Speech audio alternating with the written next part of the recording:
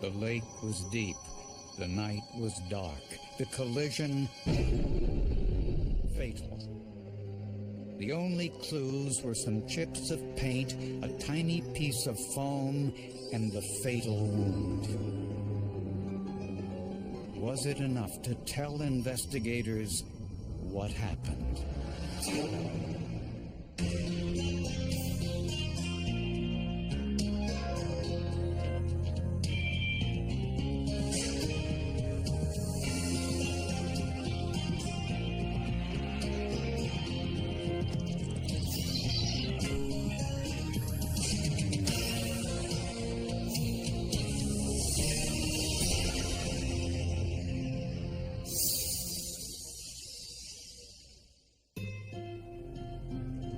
According to Native American legend, the Great Spirit scratched his hand across the land, and in doing so created the Finger Lakes of upstate New York. The biggest is Cayuga Lake, long and narrow, and it's a popular vacation destination. A lot of people go there to go swimming, picnics, barbecue, any major functions, birthdays. Everyone goes there to the park. Cayuga Lake is crowded in the summer with boating, water skiing, and other lake activities. Around midnight on a Friday night, Harry Yule, a local celebrity, decided to take his new boat out on the lake for a ride. Harry was a well-known stock car race driver who went by the nickname Hurricane Harry. Harry loved the lake. He loved to fish. He loved to swim. He loved everything about the lake. Around 2 a.m., Harry headed for shore in his boat so two of his friends could get out and use the bathroom. 18-year-old Nasreen Raza stayed on board with Harry. I was just sitting up there by myself. From what I remember, that's where I was. That's the best view, so I can imagine that's where I'd be sitting.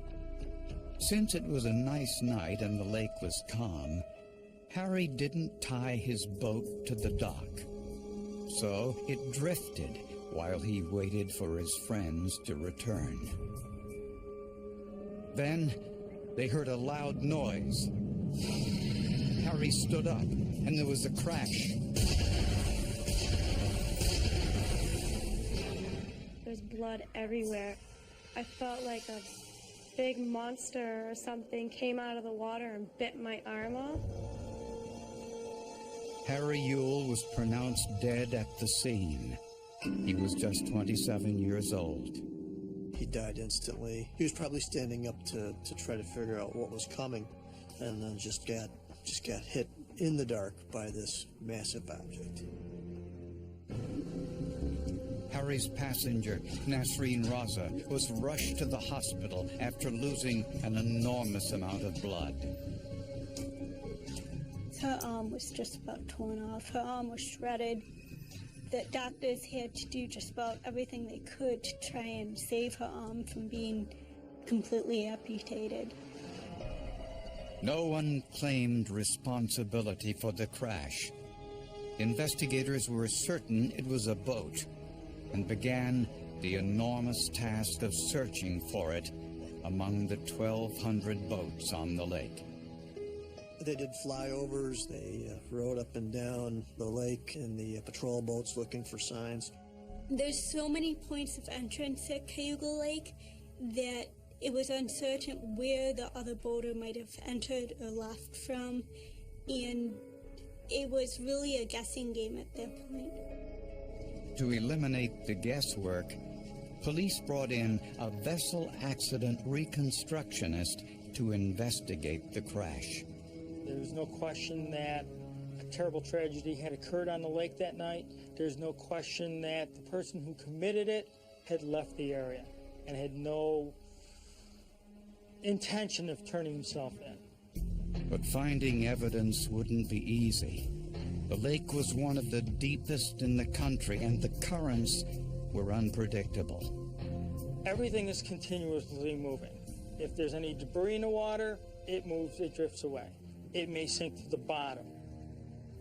The lake leaves no trace.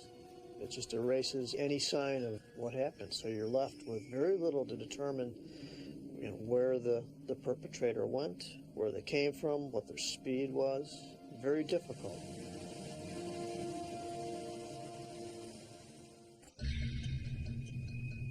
The investigation of the boating accident that killed Harry Yule and severely injured Nasreen Raza took a number of unusual twists and turns. When I first got there and looking at this boat, I was at awestruck of what I was seeing. It looked like something had plowed right through the center of the boat. It was like a big V-shaped hole right where the bow was supposed to be, like something had driven right through it. The victim's boat held some important clues. There was evidence that the boat's lights were off when the crash occurred. There was no bow lights activated, the switch was not activated. The anchor light was not in its stanchion hole, and it was plugged with a rubber plug. It was quite obvious that the boat that got hit was not lit that evening. There were numerous chop marks along the top side of the boat that actually cut through the upholstery. Analysts realized these were from a spinning propeller. Proof that the boat actually left the water and flew over the top of Harry's boat. The suspect vessel, as it was traveling at a high rate of speed, tends to lift out of the water and be a little bit higher.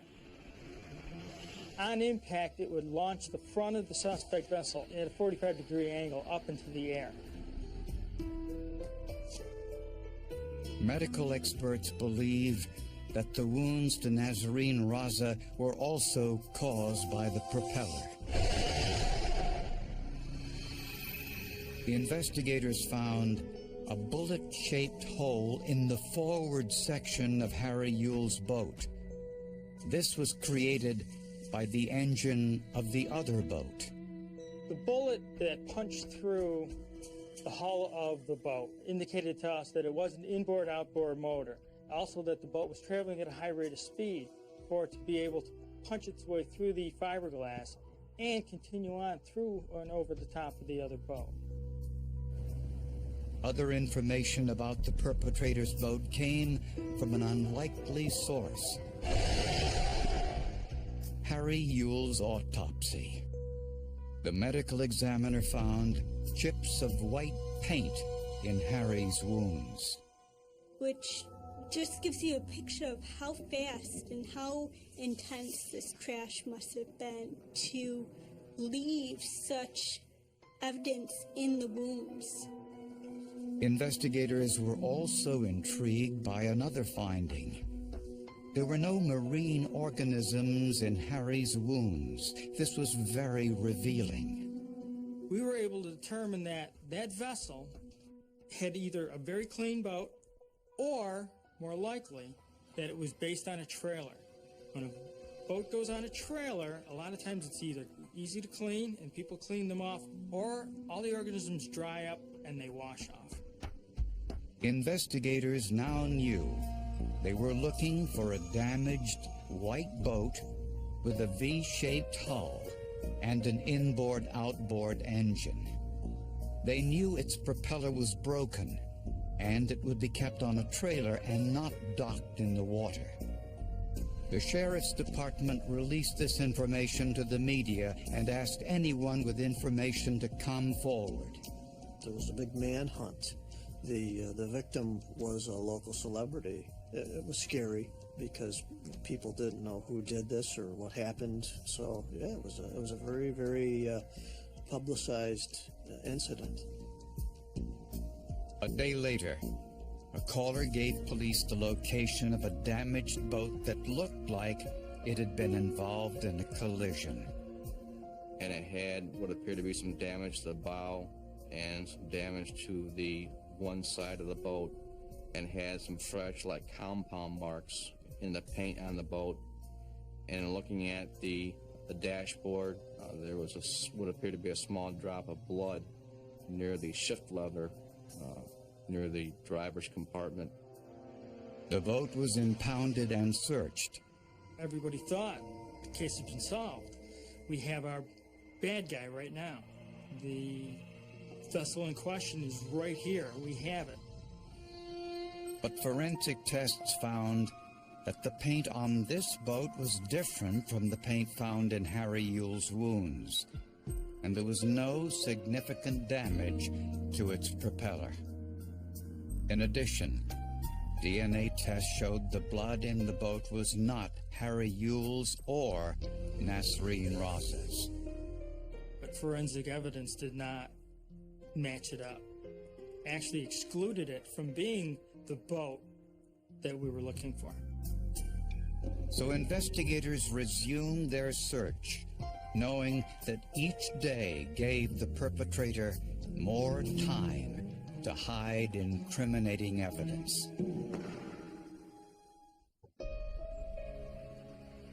Harry Yule, the victim of one of the worst boat crashes in the history of the Finger Lakes, was laid to rest.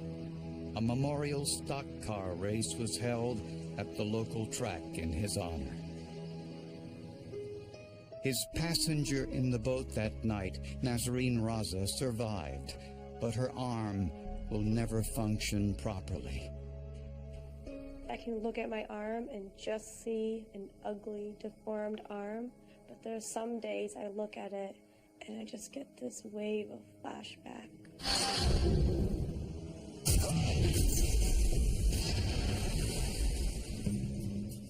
Oh my God, someone died. It could have been me. It just feels so close to death. It's creepy.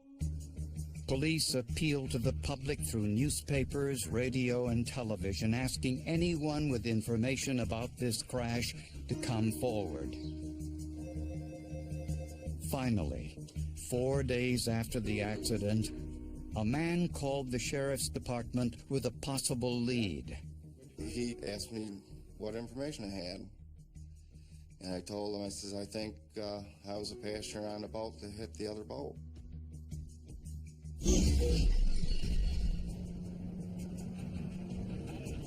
John Ottenshot, a construction worker, said he was riding in a boat on Cayuga Lake, and he said the boat hit something, although he didn't know what it was.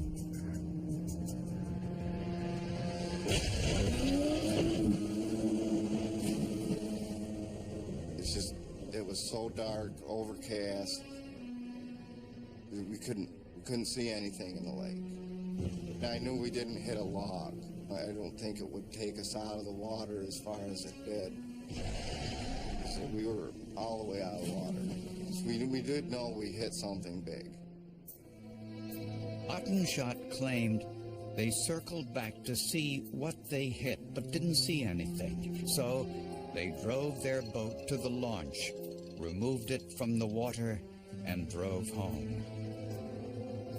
He identified the driver of the boat as his co-worker, Floyd Wright. He said he wanted Wright to go to the police with him, but Wright refused. And he says, well, I don't want to lose my job. I'm going to lose my job. I'm going to lose my house. I says, well, this guy lost his life. He says, this is wrong. When police questioned Floyd Wright, he too said he didn't know what they hit. It was a head-on collision. There was no loss. We don't know because we didn't see it. I know, because I've seen the boats. Well, I'm saying I was there. Yeah, I'm not asking, I'm telling you. We heard a thud, and we turned around and we looked and we didn't see nothing and we didn't hear nothing. And so we figured we better get out of the water, before, because we didn't know what damage we had. I find it very difficult to believe that Wright could not hear the screams of the female passenger in Mr. Yule's boat. We have witnesses on shore, several hundred feet away, We could hear her screams for help. Wright admitted that he was drinking that day, but insisted he wasn't intoxicated. I was driving. I had about 5 or 6 beers for the whole day. I was running out of water. Matter of fact, I had Pepsi most of the time. So. With a warrant, police searched Wright's property and found the boat in his barn. You could readily see that repairs had been made to the boat. The Bondo and the material on the boat was not flush with the original fiberglass, and it had been spray painted. Areas had been spray painted white. If there had been blood or any other evidence on the boat's hull, it had already been removed and repainted. The propeller had also been removed, but was still in the barn, broken beyond repair. That propeller, all 3 tines of it showed extensive damage, denting and tearing of the metal. There was no blood or human tissue on the propeller, nor did investigators expect to find any, since the water would have washed it away.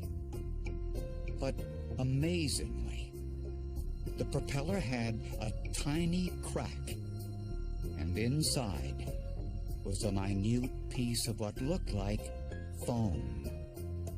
It was nothing short of a miracle that the tiny piece of foam had stuck in the prop when you consider the dynamic forces going on. Trace evidence expert Ron Stanbro analyzed the material under a microscope. I did not have very much sample to work with, but it was more than enough for the analysis that we were required to do. Under high magnification, different types of foam exhibit noticeably different structures. As a result, one kind of foam can be distinguished from another. The foam from the propeller looked very similar to the foam padding from the seat in Harry Yule's boat. So Stanbro went a step further, using a process known as Fourier transform infrared. It's shining an infrared light through that substance, and the molecules within that substance are stretching and vibrating, and then we're measuring the absorbance of that infrared light in that sample. This provided a chemical fingerprint of the polyurethane in both samples. They were indistinguishable one from the other. So we could conclude from that they're made up of the same substance, and therefore they could have common origin. But this wasn't conclusive. So Stanbro compared the paint chips from Harry's body to the paint on Floyd's boat. They were heated to 800 degrees centigrade and vaporized, so that their chemical components could be measured by a gas chromatograph mass spectrometer. Again, the chemical composition of both samples was identical. I would never go so far as to say that they were a perfect match. I would say that they were indistinguishable, which would tell me then that these paint chips from the body could have common origin. Prosecutors now had enough forensic evidence to link Floyd Wright's boat to the hit-and-run accident. Based on the forensic evidence, prosecutors say they know what happened on the night of the fatal accident. After taking a ride around the lake, Harry Yule stopped at the dock to let 2 of his passengers use the bathroom.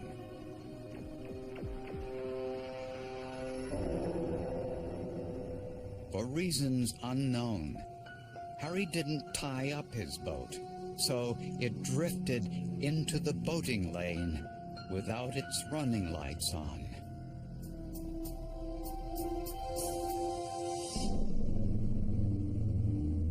Floyd Wright and John Ottenschott admitted they were drinking, but claimed they weren't intoxicated. They said they didn't see Harry's boat because its lights weren't on.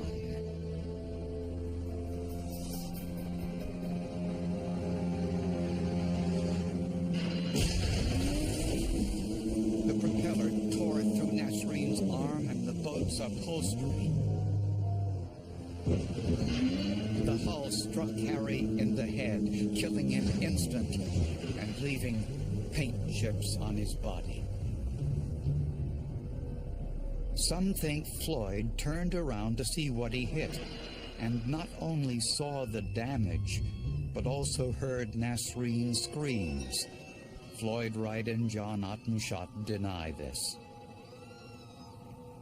Wright took his boat out of the water and stored it in his barn so he could begin to make repairs. He always claimed he didn't know he hit Harry Yule's boat. They knew exactly what they had hit. They absolutely knew. There's no way that you could hit a full-size boat and not know that you've hit something significant or think that you've hit a log or driftwood. It's ridiculous. They would have had their lights on that boat, we would have seen it. I can guarantee it that we would have seen it. There was no way to know what Floyd Wright's blood alcohol level was that night. In New York State, this severely limited the prosecutor's case. You have to show that the accident was causally related to the drinking. There has to be that close connection. New York requires it. So just the fact that he had a few drinks throughout the course of the day doesn't necessarily mean that is the cause of the death. You have to prove beyond reasonable doubt that that's the connection. Being intoxicated shouldn't be a way out of being held responsible. The fact that he was able to run from the scene and he wasn't charged with anything related to intoxication just makes you question whether our laws have a loophole in allowing someone to leave the scene of a crime so that they can't be charged with being drunk at that time. Coincidentally, Wright's automobile driver's license was suspended at the time due to an arrest for driving while intoxicated. Floyd Wright was charged with tampering with physical evidence and failing to report an accident. He pled not guilty at the trial, but was convicted and sentenced to the maximum of 4 years in prison. And that's like the issue with me. You hit me and you didn't help me. You just left me there to bleed to death. That bothers me a lot. And the thing is, physically, yeah, I'm hurt, but I hate to live with the fact that I have to hate someone my whole life. That's not a good feeling for me. Feels like a heavy part in your chest. Feel something like that for someone is not good. I don't like to feel that, but I do. In return for his testimony at the grand jury, John Ottenshott was given immunity from prosecution. He now admits that he and Floyd were intoxicated. I'll say legally, we were probably drunk. We got a DWI. If I'd have got pulled over on the way home or we got pulled over on the way home, we'd probably, definitely. It was the paint chips, the accident reconstruction, and particularly the tiny piece of foam trapped in the crack of the propeller that proved the case. The most damaging part of the evidence was that piece of foam that had stayed on Floyd Wright's boat from Harry's boat. Told everybody that that was the boat that hit and killed Harry. It's amazing what science can do. It's amazing. Otherwise it would have been he said, she said, you know? But it's amazing what science can do.